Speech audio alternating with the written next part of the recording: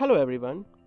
हम कक्षा 10वीं का अध्याय 1 रासायनिक अभिक्रियाएं एवं समीकरण पढ़ रहे हैं। आज हम इसका पार्ट 3 डिस्कस करेंगे। इससे पहले आइए एक नज़र मारें कि पिछली वीडियो में हमने क्या पढ़ा था। तो पिछली वीडियो में सबसे पहले हमने पढ़ा था कि संयोजन रासायनिक अभिक्रियाएं क्या होती है, ऊष्माक्षेपी एवं ऊष्माशोषी रासायनिक अभिक्रियाएं क्या होती है, वियोजन रासायनिक अभिक्रियाएं किसे कहते हैं, विस्थापन अभिक्रिया एवं द्विविस्थापन अभिक्रियाएं क्या होती है। ठीक है, तो हमने इन 4 टाइप्स की जो हमारी रासायनिक अभिक्रियाएं थी उनको हमने पिछली वीडियो में डिटेल से पढ़ा था और इसके उदाहरणों से हमने जाना था कि ये किस प्रकार से ये हमारी अभिक्रियाएं होती है। तो आज हम इसी कड़ी को आगे जो अब वो कंटिन्यू करेंगे। तो आज रासायनिक अभिक्रियाओं के प्रकार में हम अन्य प्रकार की अभिक्रियाओं के बारे में जानेंगे। सबसे पहले शुरू करेंगे हम आज का टॉपिक उपचयन अभिक्रिया। किसी अभिक्रिया के समय जब किसी पदार्थ में ऑक्सीजन की वृद्धि होती है या हाइड्रोजन का अहास होता है उसे हम क्या कहते हैं, उपचयन या ऑक्सीकरण अभिक्रिया कहते हैं। ठीक है, ऑक्सीडेशन रिएक्शंस क्या हुई, ऐसी अभिक्रियाएं जिसमें क्या हो रहा है, ऑक्सीजन की क्या होगी, वृद्धि होगी और हाइड्रोजन का क्या होगा, लॉस होगा। आइए उदाहरण से इसको समझते हैं।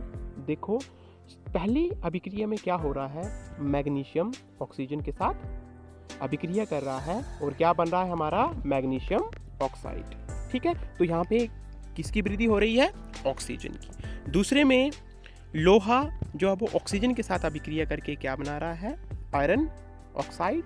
और तीसरे में क्या हो रहा है, देखो sodium electron loss of electron होके सोडियम आयन बना रहा है। Loss of electron oxidation reaction का एक उदाहरण है।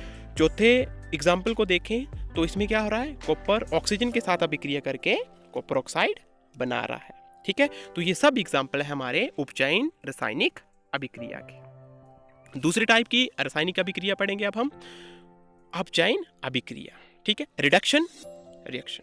इसमें क्या होता है, देखो जब किसी अभिक्रिया में किसी पदार्थ में ऑक्सीजन का आहास या हाइड्रोजन का योग होता है उसे हम क्या कहते हैं, अपचयन या अपकरण अभिक्रिया कहते हैं। देखो ये बिल्कुल हमारी उपचयन से ऑपोजिट रिएक्शंस होती है। इसमें क्या होगा, वहां पे क्या हो रहा था, ऑक्सीजन की वृद्धि हो रही थी, यहाँ पे ऑक्सीजन का क्या होगा, लॉस होगा।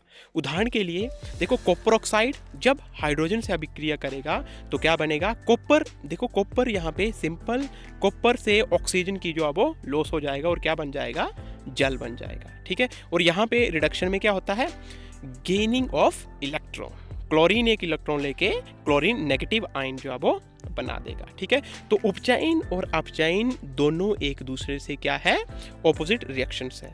उपचयन में क्या होता है, ऑक्सीजन की वृद्धि, और अपचयन में क्या होता है, ऑक्सीजन का लॉस जो है वो होता है। ठीक है, तो ये दोनों अभिक्रियाएं आपने बिल्कुल भी कंफ्यूज नहीं होना है। अगली अब हम जो अब वो पढ़ेंगे रिडॉक्स अभिक्रिया।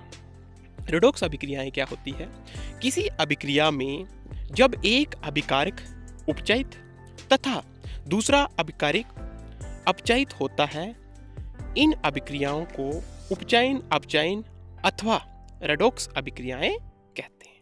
देखो अब हमने उपचयन और अपचयन पढ़ लिए। अब ऐसी भी केमिकल रिएक्शंस होती है जिसमें एक जो हमारा रिएक्टेंट होता है वो क्या करेगा, उपचयित होगा और दूसरा अपचयित होगा।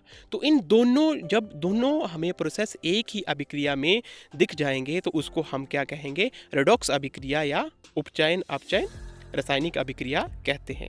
जर्नल उससे देखो क्या हो रहा है, यहाँ पे ए और बी हमारे पास मान लो 2 अभिकारक हैं। जब ये यहाँ पे क्या हो रहा है, जो ए है वो उसमें क्या हो रही है, ऑक्सीडेशन मतलब उपचयन हो रहा है और इसमें ऑक्सीजन की वृद्धि होगी और बी में क्या होगी, आहास होगा। अब इसको हम एग्जाम्पल से जो वो समझेंगे। देखो जिंक ऑक्साइड प्लस कॉपर, जब इनके बीच अभिक्रिया हुई तो क्या बना, जिंक प्लस कार्बन मोनोऑक्साइड। अब देखो यहाँ पे क्या हो रहा है, इस अभिक्रिया में कार्बन उपचयित होकर मतलब इसमें क्या आ रही है, ऑक्सीजन की वृद्धि हो रही है तथा ZNO अपचयित हो रहा है। इसमें क्या हो रहा है, जिंक जो अब वो क्या हो रहा है, अपचयित हो रहा है और यहाँ पे ऑक्सीजन का क्या हो रहा है, अहास हो रहा है। तो इस प्रकार की रासायनिक अभिक्रिया को हम क्या कहेंगे, रेडॉक्स रासायनिक अभिक्रिया। ठीक है, तो इस अभिक्रिया को आप एक बार फिर से ध्यान से देखो, क्या हो रहा है, जिंक ऑक्साइड क्या बन रहा है, जिंक में परिवर्तित हो रहा है जो कि अपचयित हो रहा है। ठीक है जी, अगला हम देखेंगे एक ब्रेन टीजर इस वीडियो में मैंने डाला है। इसमें क्या है, देखो आपने कुरकुरे और चिप्स के पैकेट देखे होंगे।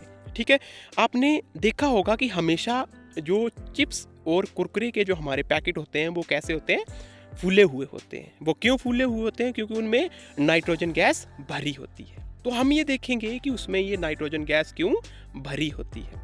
तो चिप्स और कुरकुरे के पैकेटों में ऑक्सीजन की जगह नाइट्रोजन गैस भरी जाती है ताकि उनका उपचयन ना हो सके और वो पैकेट लंबे समय तक संचित रहे और खराब ना हो। ठीक है, अगर ऑक्सीजन उसमें संपर्क में आएगी तो उसकी क्या हो जाएगी, वो उपचयन हो जाएगा, जिससे वो हमारी खाद्य सामग्री क्या हो जाएगी, खराब हो जाएगी। ठीक है, इसलिए हमेशा जब भी आप जो है वो ये देखो तो उसमें कौन सी गैस होगी, नाइट्रोजन गैस जो है वो भरी होती है। ठीक है, तो अगली वीडियो में जो इसके टॉपिक बच चुके हैं हम वो उनको डिस्कस करेंगे।